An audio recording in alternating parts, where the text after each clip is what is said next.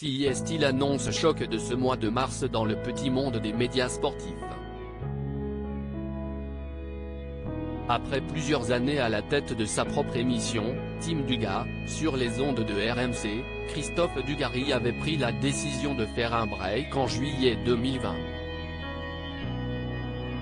Depuis, le grand copain de Zinedine Zidane se faisait très discret dans les médias, ne prenant la parole qu'un janvier dernier pour égratigner son ancien coéquipier Didier Deschamps suite au scandale qui a touché la fédération de football et son ancien président, Noël Le Graët.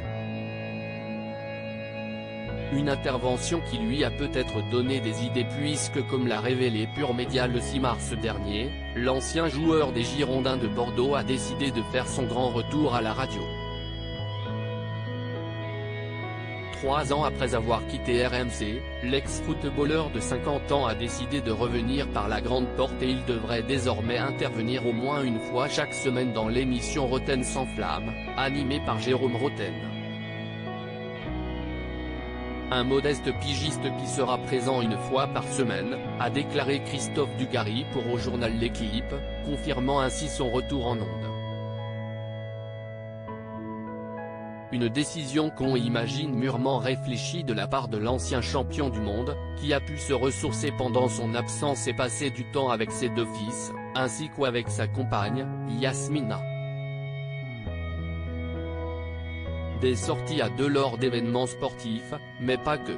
Plutôt discret sur sa vie privée, Christophe Dugarry partage la vie de la belle brune depuis plusieurs années maintenant. Leur première apparition publique remonte à un match de l'équipe de France de handball à l'Accor Arena de Bercy en janvier 2017. Ils ont ensuite été aperçus ensemble dans les tribunes de Roland-Garros en mai 2019, toutes les photos sont à retrouver dans le diaporama. Des sorties pour des événements sportifs, mais pas que, puisque l'ancien footballeur et la belle Yasmina avaient également été photographiés ensemble au Roxy Club à Paris ou encore au Marrakech du Rire en juin 2022. Si l'on ne sait pas grand-chose sur Yasmina, la jolie brune vit une belle histoire d'amour avec Christophe Dugarry, qui vient finalement de retrouver du travail.